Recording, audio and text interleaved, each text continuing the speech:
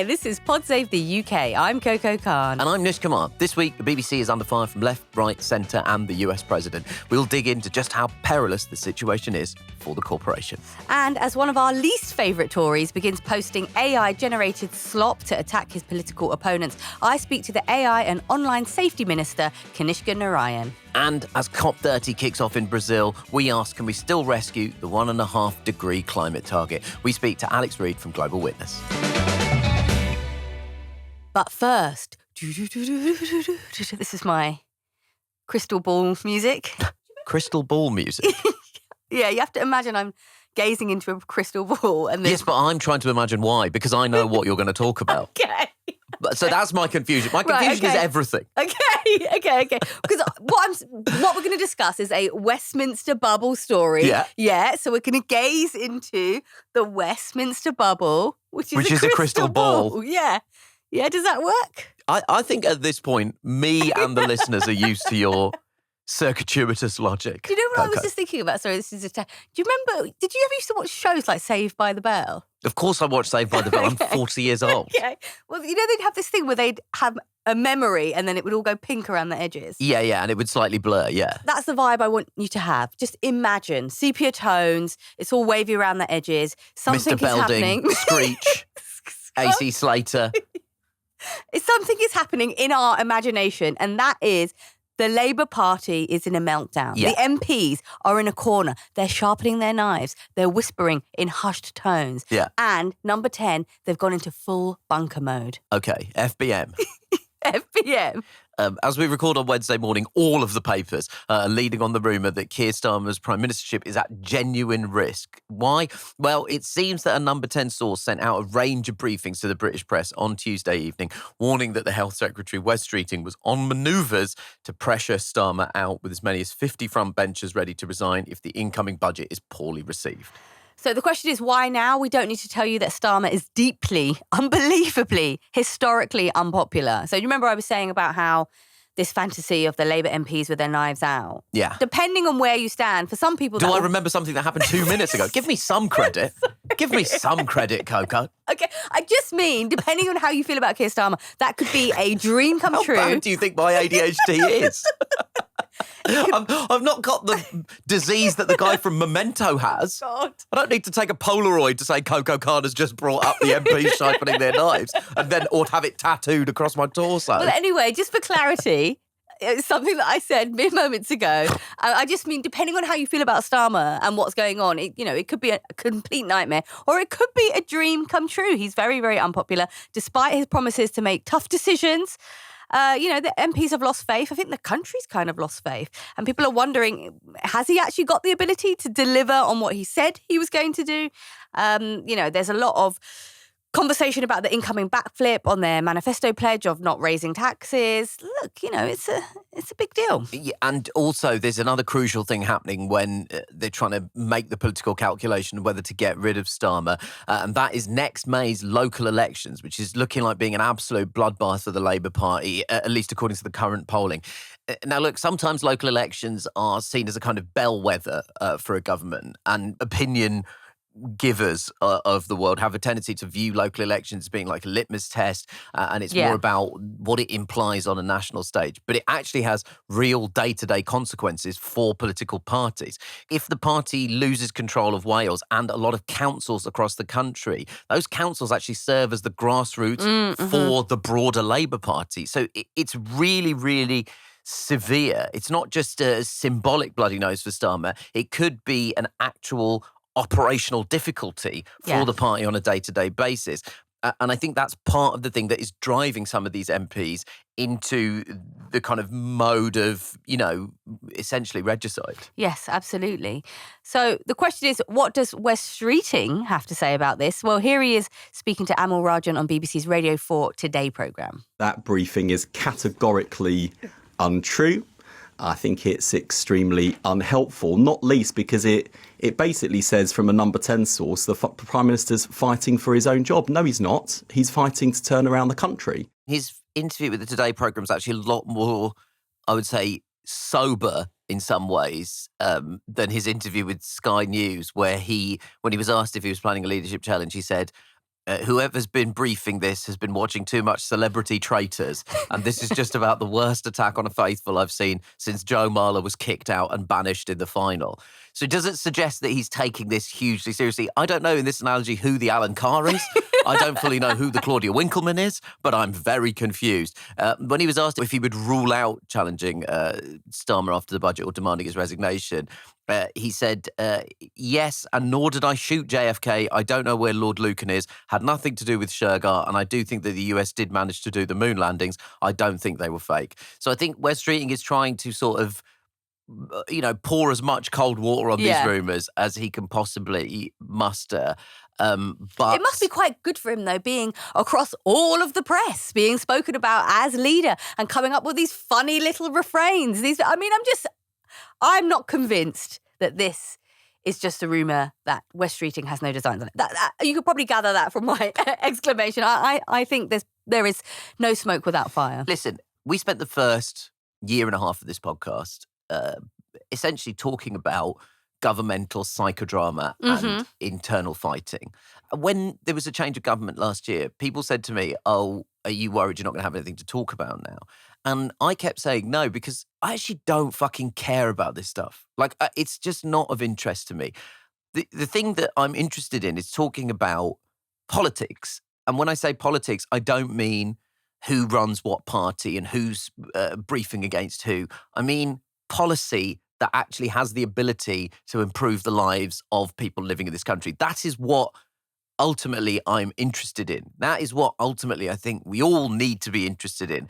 And I think I was honestly, maybe naively, hoping that we would be done with this fucking shit. I was really hoping that we would be done with talking about briefings and who's briefing against who and whose camp is briefing against who, and listening to politicians poo-poo talk of a civil war by making, at best tenuous references to current pop culture trends. Part of the reason I think I was hoping we'd moved away from that is Starmer's promise to the country was not particularly specific on policy, but what it was specific on was a promise of reasonable, sober leadership and an end to the chaos of the Conservative Party. That was the whole promise. We are bringing an end to the chaos that the Conservative Party has wrought on the country by continuous infighting. And so this is a bad goddamn look. I feel very frustrated. I agree with absolutely everything you've said. And I would also just say, just reflecting on our own role as people who discuss politics, I've always been very frustrated when Westminster bubble stories dominate the conversations around politics and not actually the lived experience of British citizens whose standards are in decline and what politicians are not doing to change that. However, for this particular one, I think the question of Keir Starmer potentially not being leader is actually quite important and potentially an opportunity. Yeah. People are saying that the Labour Party is dead, but there's no denying that there's been very good people in the Labour Party, and the Labour movement as a whole, I would say, has been positive for Britain. Yeah. It would be a shame for it to kind of just die in this limp way. Could a new leader revitalise this? Now, we can have a question about whether we really need a Labour Party, perhaps a more broad left coalition of various different things is actually more appropriate. Okay, that's fine. That's a separate question for now. But just in terms of the Labour Party, which I think we would agree would be good if it existed and was effective and lived up to the Labour Party movement and what it claims to be on its card, then I think there's an opportunity to save it here. Anyone that would take over from Starmer would have to be more to the left. Would have to be. It couldn't be more to the right, really. Like, it wouldn't, they'd need to distinguish themselves. They would see also what's happening with Zach Polanski. This could be an opportunity, this could be a moment. But it's of no use if they're not coming to it with an actual policy platform. Like, there is no point in replacing a kind of walking set of valueless platitudes in a suit with another walking set of valueless platitudes in a suit. But the aim is that we didn't do that. What I would say is, if you're planning on replacing Starmer, you need to tell us what you are replacing Starmer with, not who. I don't care who it is at this point, right? I'm not interested in the name. I'm interested in the substance. So if there are people manoeuvring against Starmer, then eventually what we will need to hear is why, from a policy perspective, and not just because he's unpopular, right? Not just because he's polling badly personally, and not just because we're interested in winning the next election. There is still a lot of time between now and the next general election. So if somebody is planning on replacing Keir Starmer, we need to know what they would do differently. And I don't just mean in terms of internally in the Labour Party. I mean what they would do differently for the country. Yeah, I think that's fair. I would also be open to Keir Starmer returning to the politician he was when he went to the Labour membership and said, this is who I am and my values. Yeah, right. I would also be open to that. So you'd be in favour of Keir Starmer overthrowing himself, effectively, like essentially. Yeah. I would forgive him. I would be like, look, you went for a phase. We all have our moments. You've returned back to who you are. You think Keir Starmer is like Tyler Durdening himself? Maybe. This is a sort of Labour Party version of Fight Club.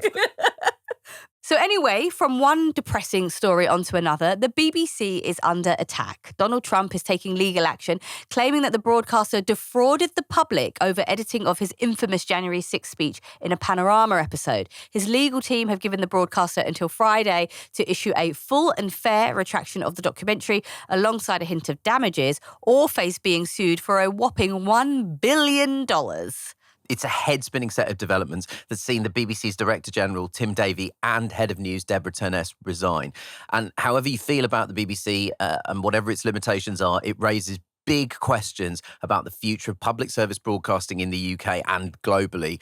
Just Google the words BBC and existential to see how serious this is. And it all comes from a story that broke a week ago in The Telegraph that cited a leaked memo alleging institutional bias by a former independent advisor to the BBC's editorial and standards board, Michael Prescott. And this included the claim that Panorama had edited 2 sections of Trump's speech on the Capitol Hill riots to make it seem as if he was directly encouraging violence amongst his supporters.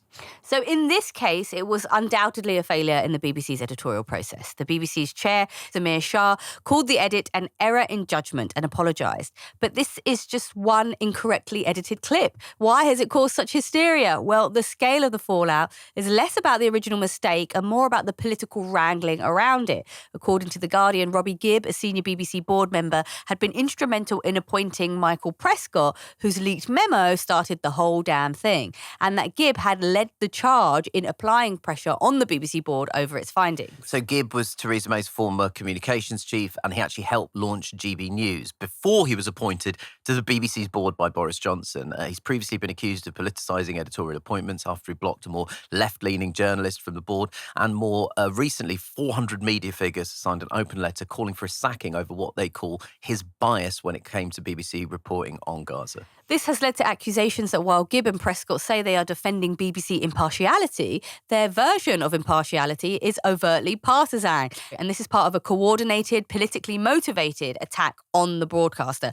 BBC chairman Samir Shah has dismissed suggestions that the BBC has fallen foul of a right-wing coup. He said it's fanciful. But for many, the suspicion remains. And look, all of this has come at the worst possible time. So the BBC's charter renewal is looming in 2027, and it's leaderless at a time where it has to start deciding how it is funded and what its purpose should be. It's also an enormous political headache for the government. Do you back your national broadcaster or your most powerful ally who has an absolute sexually charged love of 2 things, tariffs and suing media organisations? Yeah. This is part of a kind of broad gaslighting project by the Trump administration, right?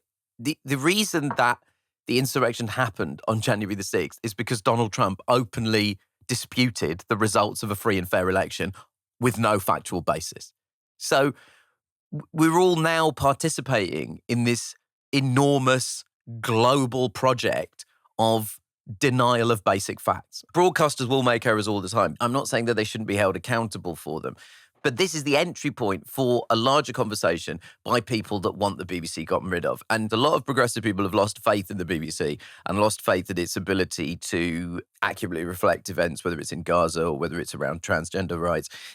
What I would say is, yes, the BBC is an imperfect organisation, but there are 2 really key principles here. We desperately, desperately, desperately require a media organisation that is not owned by either big tech or a single multi-billionaire, okay? The BBC is owned by us. If there are problems within that organisation, we have the ability to hold it to account. We do not have that same ability to hold GB News to account. We do not have the same ability to hold the Daily Telegraph to account. We do not have the same ability to hold Rupert Murdoch's media empire to account. Okay? If there are problems at the BBC, we can deal with them. We own the BBC. It works for us. And it's a news source that is trusted globally and by the vast majority of people in the United Kingdom, okay? The second thing I would say is if you're a progressive person, the BBC is a publicly owned utility.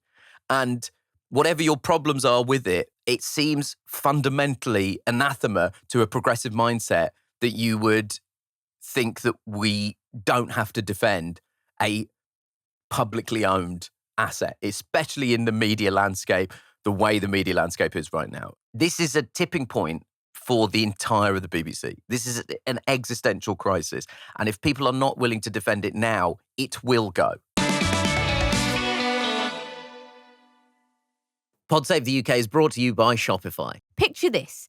It's midnight and you're lying in bed, or maybe it's mid-afternoon and you're sitting on the sofa. You're scrolling through this new website. You've seen something cool on Instagram. You've clicked through.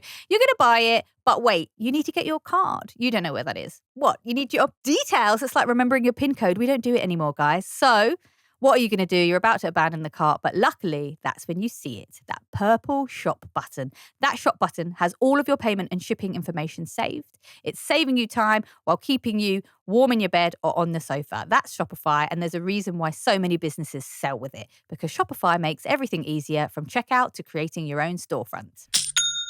Shopify is the commerce platform behind 10% of all e-commerce in the US, from household names like Mattel and Gymshark to brands just getting started. Shopify gives you that leg up from day dot with hundreds of beautiful ready-to-go templates to express your brand style and forget about the code. Tackle all those all-important tasks in one place, from inventory to payments to analytics and more. Spread your brand's word with built-in marketing and email tools to find and keep new customers. And did I mention that iconic purple Shop Pay button that's used by millions of businesses around the world is why Shopify has the best converting checkout on the planet. Your customers already love it. If you want to see less carts being abandoned, it's time for you to head over to Shopify.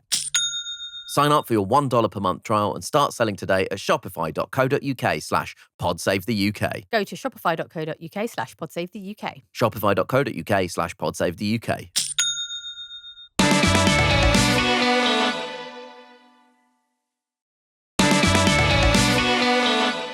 Now, it's that time again. COP30 marks a decade since the Paris Agreement was adopted in 2015, when the 1.5 Celsius global heating limit was first agreed. With the world now on the precipice of irreversible global heating, this year's climate summit has been branded the last chance to secure humanity's future. So, no pressure then. The talks are being held in the gateway to the Amazon in Belém in Brazil, so it's no surprise that deforestation, which counts for about 11% of carbon emissions, is a defining issue. But things are off to a shaky start, with tens of thousands of acres of rainforest felled to make way for a 4-lane road to the summit. I actually can't believe that I'm having to say this out loud, but they felled tens of thousands of acres of rainforest to make a road so that they could get to the summit. And many leaders from the world's largest nations, India, Russia, the US and China, are also notably absent. So here to tell us about the aims of COP30 and whether that 1.5 Celsius target can be rescued is Alex Reid. So she leads the Deforestation, Nature and Finance team at Global Witness, an investigative campaigning organisation that challenges the power of climate-wrecking companies. Alex, welcome to Pod Save the UK. Thank you so much for having me. Alex, in most of my life outside of this podcast is doing comedy about the news. And when I hear things like they've cut down a load of trees to build a motorway to get to a climate conference, I feel redundant and frustrated. How does someone in your line of work feel when you hear stuff like that? Yeah, I mean, you've got to stay optimistic, right? Like, this is why we do the work. And we know that it's a long journey to bring that temperature rise down to 1.5 C. I think it's absolutely still alive. I mean, it's the first few days of COP. Yeah. If anything, I actually think that road is a bit of a red herring. Yeah. Like, I know there was some strong BBC reporting about it. Mm-hmm. There was then quite a lot of digest from other climate groups saying perhaps maybe you got this wrong. The road was always going to be built before the summit. But I think it does bring to life just like that tension around development and around how we're going to square what we want to see in society with the transition to net zero. I mean, for me, we're still in the very early days of COP, right? There's long negotiations ahead. There's going to be a lot to follow. But I am so happy that it is taking place in Belém. I'm so happy that it's taking place in the Amazon. I went last year. It's a beautiful place. It's like buzzing with culture and diversity and mobilizations and art. And it's one of those summits which isn't taking place in a resort. Like I want the negotiators to get out there and sweat it out in the heat and to know what it's like for the rest of the world when temperatures rise. Every year, we at Global Witness, we track the number of fossil fuel lobbyists who attend the COP. And last year, it was absolutely shocking. There were 70% more lobbyists connected to the fossil fuel industry than there were the total number of the delegations from the 10 most climate vulnerable countries. So it's just like absolutely crazy that, you know, the COP has been co-opted in this way. Right. You've hit the nail on the head. That's why whenever I hear about COP, whatever number it might be, I have this feeling of that this is just going to be essentially a big business pursuit. Or there'll be some greenwashing exercise. I get the sense from you, though, you feel much more positive about it. Why? I feel positive about it because if we didn't have COP already, we'd have to invent it. Like the moment that we got rid of it, we'd be like, oh my gosh, we need to bring all these countries back together again because no single country can crack this alone. I mean, COP stands for Conference of the Parties, and we often like make jokes, you know, that it's fossil fuel lobbyists standing round with their champagne and their canapes, like trying to strike the next oil deal. Like the past two have been really problematic, held in UAE and then Azerbaijan. We did a big undercover investigation last year that showed that the executive of the Azerbaijan COP was actually up for making oil and gas deals. And so we kind of caught him in a bit of a sting. Right. And we thought that they'd learned quite a lot probably from the UAE presidency, who struck a bunch of oil and gas deals after the COP. So that's one clear thing that really does have to change for us to remain like optimistic and engaged with the process. So we're absolutely chuffed to have pushed through a really key reform at the COP, which is basically that now when you're registering, you need to say who's funding your trip and you need to say that you're there to lobby and to participate in the spirit of achieving that 1.5C goal. And that's absolutely essential. If not, get out of the COP, please. And actually, in the first week, President Lula in Brazil, he really scored a big goal. It's his legacy initiative. He's just launched the Tropical Forest Forever facility, which basically is a huge fund, high ambition, that's going to aim to put more money into conservation of tropical forests. This is a really big and interesting deal, right? So it's snappily named the Tropical Forest Forever facility, or TFF. And it's kind of the centerpiece of the summit. It's a multi-billion-dollar initiative to protect tropical forests. How does it actually work? Yeah, I mean, it's a complicated one. I think the first thing to say is that it's really exciting that it is an idea to help end deforestation that is coming out of a tropical forest country like Brazil. Like, you know, the previous 29 COPs were majority decided by global North powers. Right, They set the terms. Ooh, should we give you this money? I don't know, like on what terms. It's really important that Brazil is hosting this COP and that they've come up with this idea. So that's great. Without getting really wonky about it, because at the end of the day, it is a fund. What Brazil You're doing a really good job of being really excited and energized about what is a financial fund. It is a financial fund, and I'm not going to make you read the documents. It's the good news. I've read them for you. So basically, Brazil want to grow this thing into 125 billion, basically to serve as like a pension for rainforests is a helpful way to think about it. So they want to get governments, philanthropists, the private sector to pool their money together into one big pot and then invest that in global markets, generate a profit and give most of that profit back to rainforest countries based on the amount of forest that they have standing. If they get it right, what's exciting is that this actually isn't climate aid as we know it. Yeah. It's an investment. So in theory, say if the UK or the US or whoever in the future is to invest, that money isn't going to be replenishing if the markets play right. And that's obviously something that we might not have confidence in.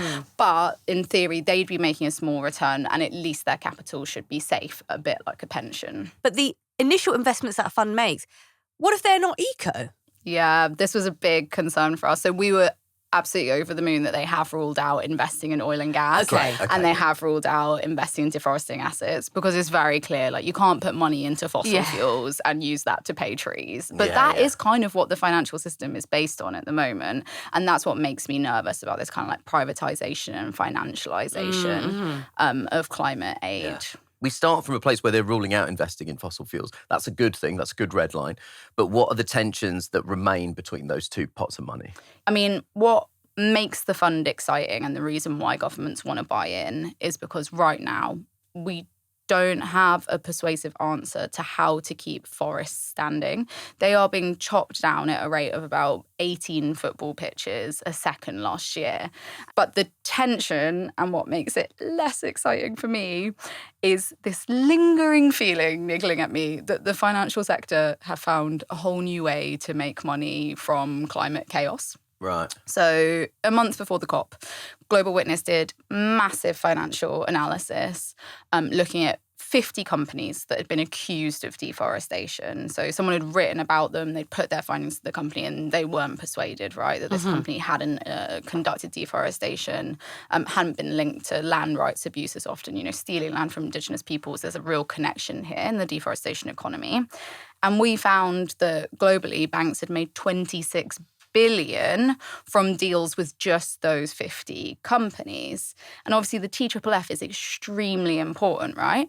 But unless you regulate at the same time to say, and you can't invest in deforesting companies, are we in this weird situation where potentially you've got like government funding, ensuring private funding to kind of play the market, and the banks are making profit from both ends? So, no one's got the cash right now to make a big contribution. But there are things that we can do. We can change our financial system by saying, you can't invest in those companies anymore. And it's pretty simple, to be honest. But regulating the financial sector has been the sort of white whale. I think we were sort of hoping that we'd see a Labour government that was more interventionist in that area, but it's something that Rachel Reeves seems reluctant to do because it seems to be sort of at odds with the growth agenda. I mean, bringing it back to the UK, historically, we've sort of played a big role in stopping deforestation. So we brokered a commitment to halt and reverse deforestation by 2030 at COP26.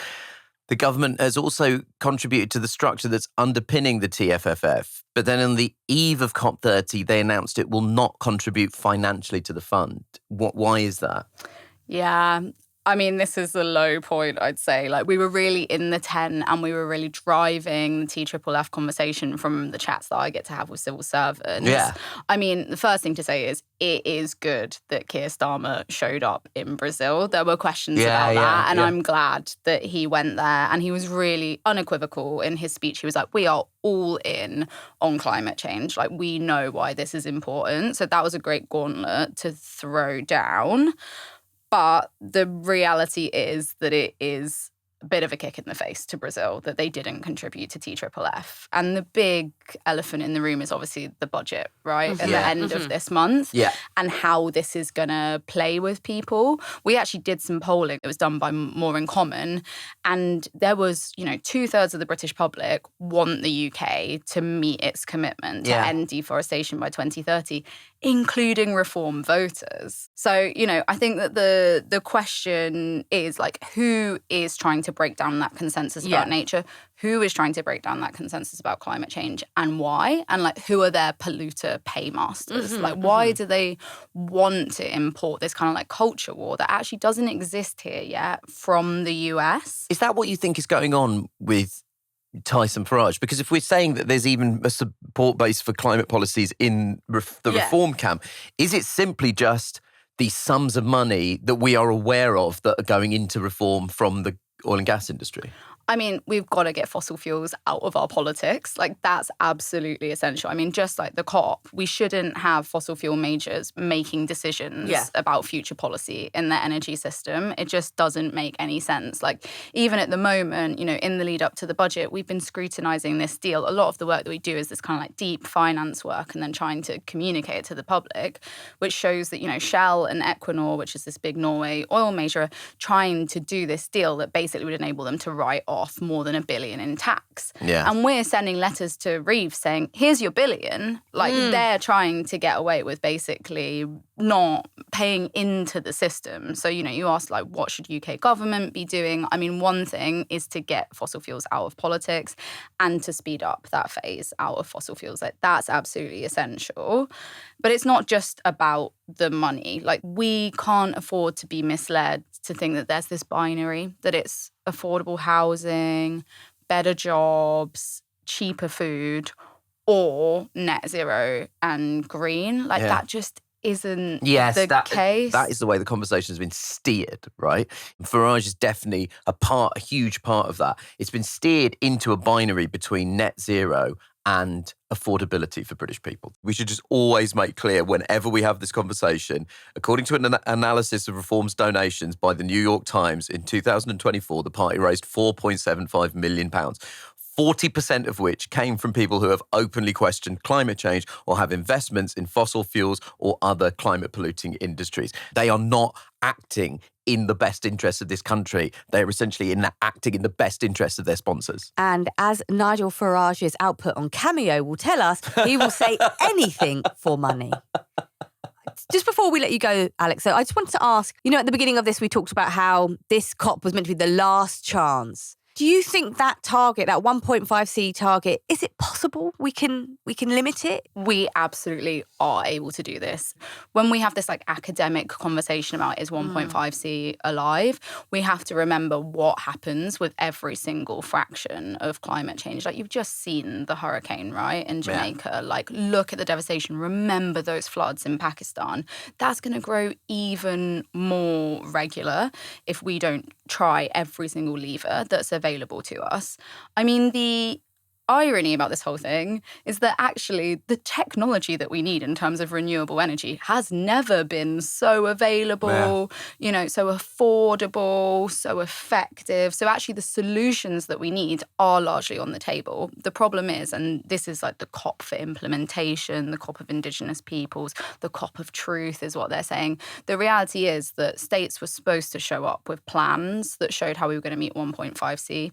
And they haven't. And so this really is about political will. And this is where it kind of comes back to that point about inequality. The people who want you to believe that 1.5C is dead are the polluters. They are the 1% who believe that no matter how much the climate changes, they will just buy their way out of the problem. Like, that's why they're happy with the system. They want it to go on that way. What we need to work out now is if we're going to overshoot that target, what are the consequences going to be? And then how do we come back absolutely as rapidly as possible with like every tool in the belt to stop that? Alex Reid, thank you so much for joining us on Pod Save the UK. My pleasure. After the break, I sit down with the AI and Online Safety Minister, Kanishka Narayan, to discuss the government's new measures to crack down on AI-generated child sexual abuse material. Pod Save the UK is brought to you by Babbel. Why do most people want to learn a new language? It's not because we all love memorising grammar tables or topping a leaderboard. It's because we want to speak it out in the real world with real people. And Babbel gets you there fast. Learning a language with Babbel is all about small steps, big wins, and progress you can actually track and feel. Their bite-sized lessons fit easily into your daily routine and are also easy to remember. Just 10 minutes a day is enough to start seeing real results. And that's because Babbel recognises that real-world connections are at the heart of language learning. The courses are designed by over 200 language experts. That's real human beings to teach you relevant words and phrases you'll actually use, so you can start speaking with confidence in as little as 3 weeks. Babbel lets you practice real-life conversation step by step without the stress. And Babbel is more than just lessons. They even offer a large collection of podcasts where Babbel experts reveal language secrets and offer an inside look at local cultures. However you learn best, by listening, speaking, reading or writing, Babbel adapts to your style and keeps you motivated with personalised learning plans, real-time feedback and progress tracking. Make fast, lasting progress with Babbel, the science-backed language learning app that actually works. Here's a special limited-time deal for our listeners. Right now, get up to 60% off your Babbel subscription at babbel.com/PSUK. Get 60% off at babbel.com/PSUK. That's spelled BABBEL.com/PSUK. Rules and restrictions may apply.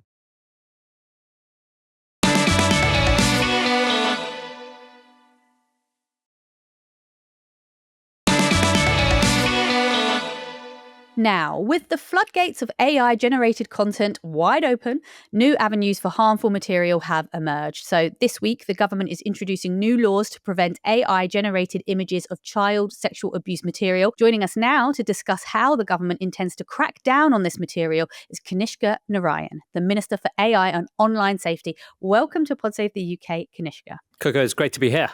Great. Well, look, always good to see legislation moving fast, particularly because tech moves faster. In the last year, we've seen OpenAI's Sora and Google's Veo emerge into the market. These are AI video generating tools.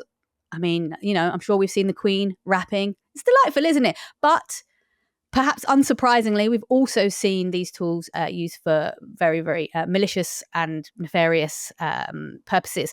So there's been an increase in child sexual abuse material, which according to the Internet Watch Foundation has more than doubled. So just tell me, what are these laws going to do about it? Yeah, Coco, I think you've absolutely hit it spot on, which is that as we've seen AI usage rise, we have seen some of it being used for abuse.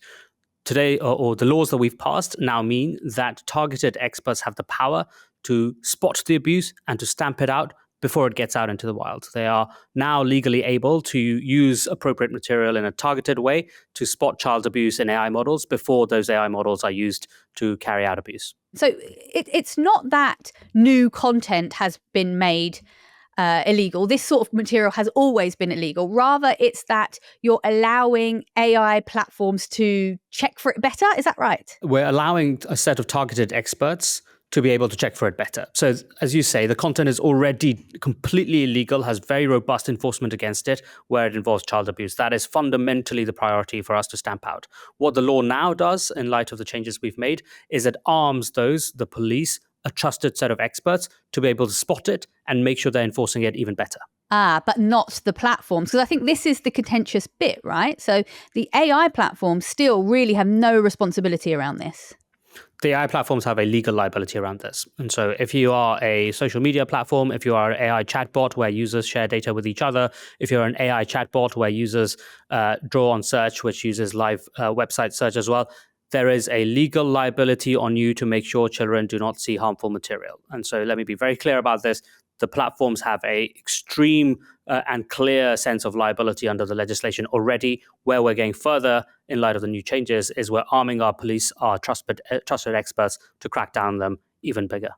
Just while we're talking about some of the government's work around dangerous material online, I did want to talk to you about the news that the government is tightening up laws around the imagery of strangulation in pornography. The reason I wanted to ask you about this is I did a story on this years ago now, right? And at the time, I was in my late 20s, early 30s. A lot of my friends were dating, and it was just a thing that was coming up on WhatsApp. This guy I met choked me. I didn't ask first. And there's like a variety of responses that just my friends would give at the time. I didn't feel comfortable. I was a bit scary. Oh, it's fine. They like it. Oh, I actually do like that. Blah, blah, blah. And it just made me think, oh, this is so strange. This has come out of nowhere. And now all of a sudden it's everywhere. Started looking into it. And of course, I teamed up with another reporter who was also looking into how the rough sex defense was being used a lot in terms of defending perpetrators who had ultimately taken the lives of their partners. And I found myself in these lengthy conversations about whether it was the government's place to do something about this. Now, the government's decided that it is. So I guess my first question is, do you think this is going to be controversial? And my second question is, how can you even enforce it? Yeah, well, Coco, I think tribute to everyone, including you and others who have shone a light on this over the years. I think where we have now reached is that there is a very clear evidence base. 38% of women say that they have experienced choking during sex, and we're finding that women who experience non-fatal strangulation are 7 times more likely to then experience fatal strangulation. Let me just pause on that, because that is a really critical bit of evidence. What we're finding now is this isn't just a kind of innocent consensual thing between two adults. We're finding in many cases that this is the precursor to something vastly more sinister down the line. And that is the reason why we're making sure that it is now amongst the most serious offenses when it comes to online content and the extremist forms of pornography depiction as well.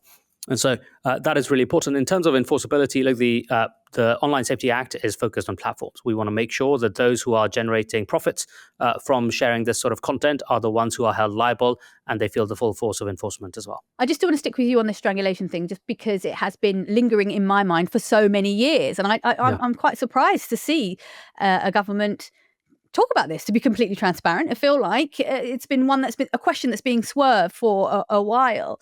And when I talk to some of my friends again about this issue, we often talk about how these depictions, how much power do they have really? And I always use the same kind of comparison, which is that if you're driving a car and you decide to have sex while you're driving it, because you've driven a car and you've been in a car before, you would know that that's probably not very safe. But most of us haven't experienced strangulation. So if you're just being shown all the time that it doesn't hurt and it's not harmful, then of course you have a strange idea about it. But then we come back to this thing about, is it the government's place to tell people how they can express their desires? Is it the government's place to know about that? Is it the government's place to be enforcing it with age verification, for example? This data will be held. People will know what people get off on. How do you feel about that? Is there not a what's the phrase I'm looking for? Isn't this not a bit of a poison chalice? So let me be very clear on the scope of what we're doing. What we're not doing is telling people what to do in their bedrooms, right? This has nothing to do with government showing up at your house and telling you what to do. You should do whatever you want within the realm of the existing law there. That is not anything to do with us. The second thing we're not doing is we're not saying that you shouldn't privately communicate with each other if you're in a consensual relationship in whatever form you want.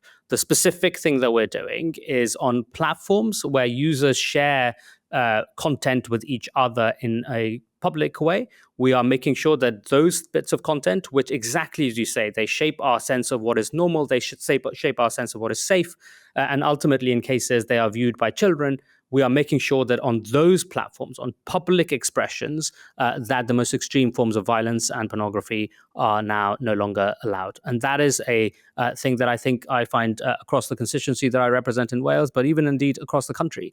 When I say to people, we're stopping young kids from being able to see extreme forms of porn online, people say, yeah, that's exactly right. When I say that we are stopping the most extreme forms of pornography where there is evidence of subsequent escalation to fatality, people say, well, that is exactly right. What this is not about is interfering in people's private lives. On this show, we looked at how easy is it to beat the age checks. It's really easy, really, really, really easy. And there's a question there because fundamentally, people will hold the government responsible for the harms they experience online. As much as we know that it's platforms, we will blame the government for not standing up to them.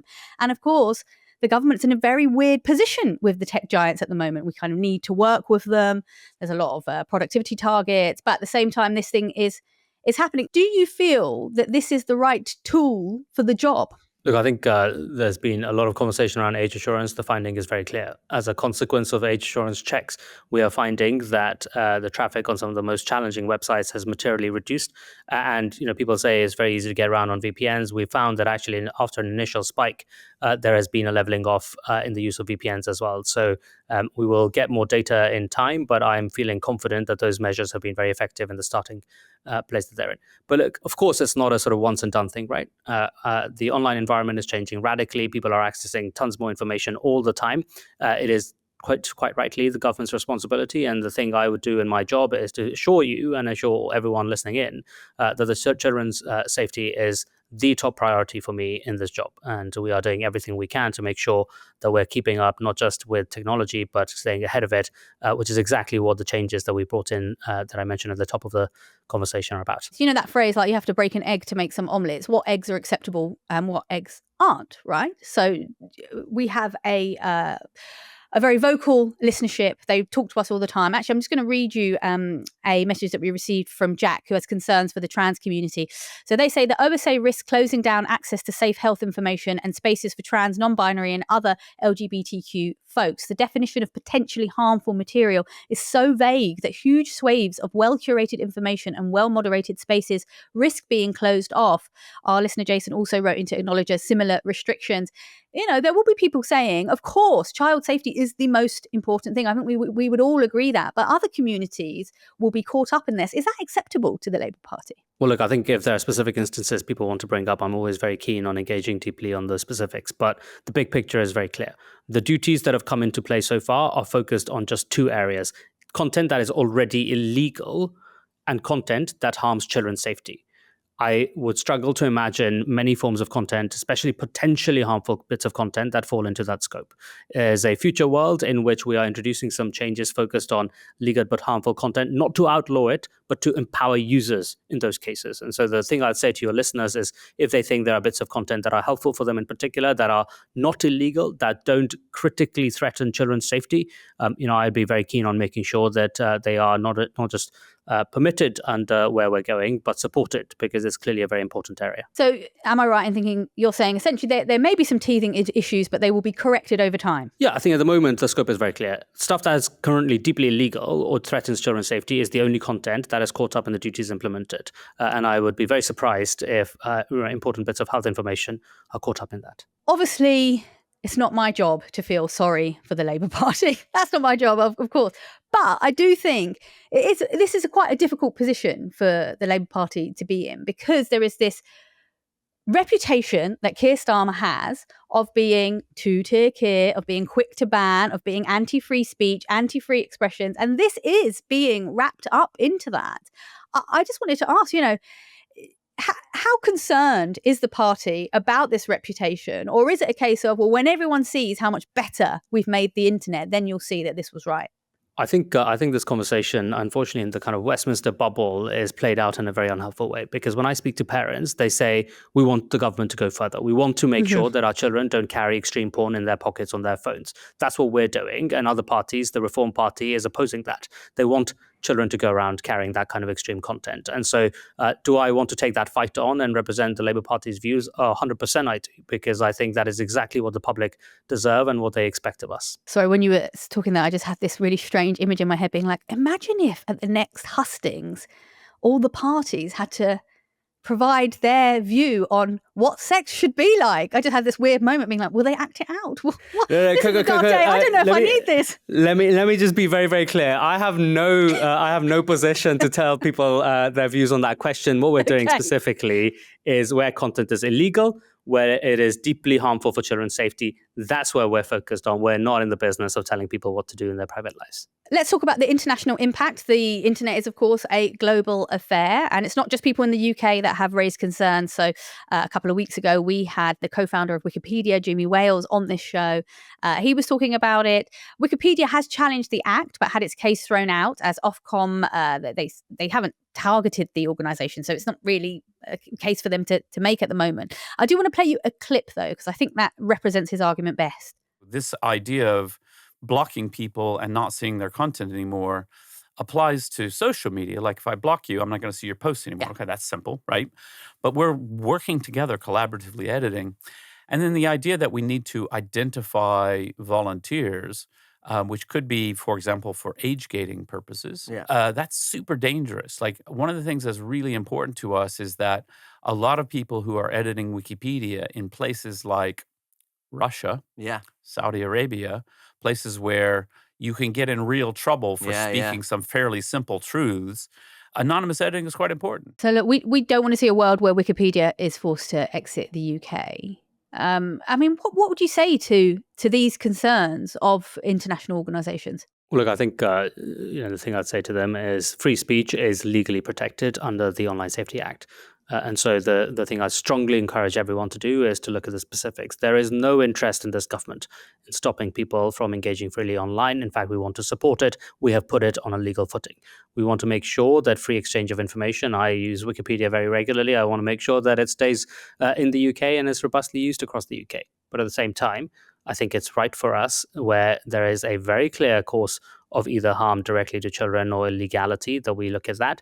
And in the course of Wikipedia's particular case, I think that some of the content they're talking about is future legislation or regulation that might be considered rather than present codes that have been implemented. We're, of course, going to continue to review that and make sure that we're supporting services that are important to the public in Britain. You back Ofcom a lot then, I'm guessing. It's quite a big, substantial job, isn't it? It's a huge job. It's a huge job. Look, the internet is a massive waterfront for any regulator to be engaging with, right? And it took 8 years to get this legislation right and to get it across Parliament. And so, of course, Ofcom has a big job on their hands, and it's not a context where I'm sort of blindingly backing them all the way. I had a very robust conversation with them just yesterday. I want to make sure that they're going further, they're going faster when they need to enforce, and in other areas where they're doing it well, I want to make sure that we're backing our public servants rather than just talking them down at every turn. But it's a balanced conversation, and I feel we're in constant review. So there's one popular website that has simply refused to comply, and that is 4chan. So I hate mentioning 4chan. It's not my favorite thing to do. Look, if you know it, it's got a lot of bad stuff on there: racism, homophobia, transphobia. There's it's basically a checklist of all the things that the Online Safety Act is trying to limit. Ofcom has issued fines, but the websites refuse to pay. I mean, what can we do about this? Well, look, there are rogue criminals all over the country and beyond, and when that happens, we want to make sure that as a government we have the right law to go after them. We arm the regulator with the enforcement powers to go after them, and that we're doing everything in our power where we're finding people breaking the law and then running away from it. We're going to chase them down and make sure that they pay for it. So that's the case with 4chan, and I'm backing Ofcom all the way to be able to enforce its fines. That's quite tricky though, isn't it? Because 4chan will say, well, actually, under the First Amendment, and they're a US company, they operate under their own laws. You know, how can Ofcom enforce the law against the company that, well, A, doesn't care, but is also into other jurisdictions? I think there's also concerns when we're talking about American companies and the administration that is in place in the States at the moment. You know, JD Vance has been calling out the UK, saying that we have a problem with free speech. This seems like a big problem for Labour. Like, are we going to see... I mean, the phrase I'm really going to say, are Labour going to go hard on this? Is this a battle that they're really taking on? Yeah, I think there are two things I'd say to this, Coco. One, free speech is a deep part of our heritage here, and we're doing everything to support it and enhance it. But the second thing is very clear as well. If you're operating in Britain, you're operating by British law. And if you're breaking that law, we're going to come after you wherever you are. Now, before we let you go, we just need to get your reaction to this clip. I imagine you've already seen it, but it's from Robert Jenrick. He... essentially has created an AI video of David Lammy. It was followed on from the Deputy Prime Minister subbing in during PMQs. I'm sorry I have to play it to you, but here it is. Okay, so for listeners to the podcast who aren't seeing this, lucky you, it's an image of David Lammy. He goes up to stand at the speaker's box, and then all of a sudden he pulls on a clown costume, a red nose, a floppy hat, a ruff and everything. I just want to say, I can't prove that that's racist, but it feels really racist to me. There's something about that feels maybe hinting at minstrels. I just feel very uncomfortable with it. But don't worry, I'm not going to ask you to comment on that. What I want to ask you about is political figures generating AI content. We're seeing quite a lot of it, certainly from across over in the States. How ready are we for this? What's going on amongst politicians in terms of what they are doing? Look, I think the thing I'd say about the particular clip is, to me, it's another sign of people in the Tory party trying to somehow desperately seek attention on the precipice of extinction. And Robert Jenrick, I think, should be apologising for the state of our prisons and the state of our public services that he and others left this country in. But the broader picture question that you ask is really important. One, I think we have a responsibility as politicians to uphold the integrity and quality of the public debate that I think the public demands and expects of us. But two, the thing I'd say to your listeners and to the broader British public is very clear. In the modern world of social media information, it's on all of us that we are able to hold up good quality information, but that when we see the sort of behavior that you've just shown in that clip, that we're able to call people out and say this is not what is in line with British values. Kanishka Narayan, thank you so much for joining us on PodSafe UK. Thanks, Coco. Great to be here. So we've actually had a delivery come to us from Amazon Music. We've been made into Funko Pops. Oh, no! Okay, first of all, this doll is identical, except they put a beard on yours. The dolls are very different. This Look, is my one's got much racism. curlier hair. can Coco's pull the already heads pulled off. the legs off her Funko Pop. He completely pulled the This whole one for thing the apart. therapist, I think. I am given to understand these are not commercially available. No, they're not. I think it's so that we can remind the listeners that our podcast is available on Thursdays on Amazon or wherever you get your podcasts. And Funko Pops are available wherever you get your Funko Pops. Don't forget to follow at Pod Save the UK on Instagram, TikTok and Twitter and Blue Sky. Pod Save the UK is a reduced listening production for Crooked Media. Thanks to producers James Tyndale and May Robson. Our theme music is by Vasilis Fotopoulos. The executive producers are Will Yates and Katie Long, with additional support from Ari Schwartz. And if you want to send us in toys, do it.